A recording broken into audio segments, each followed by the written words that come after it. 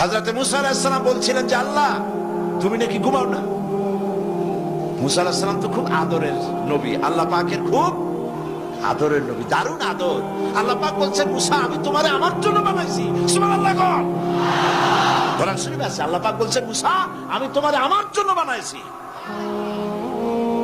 তোমাকে যখন তোমার মা দরিয়ায় ভাসায় দিয়েছিল আমি তোমার বাক্সর দিকে তাকাইছিলাম। সুবহানাল্লাহ। আল্লাহ যদি বলেন আমি তাকাইছিলাম, সুবহানাল্লাহ।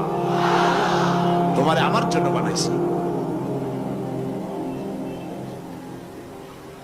সুতরাং হযরত মুসা আলাইহিস সালাম তিনি বলছেন আল্লাহ পাককে খুব আদরের নবী, তো আল্লাহ তুমি নাকি ঘুমাও না?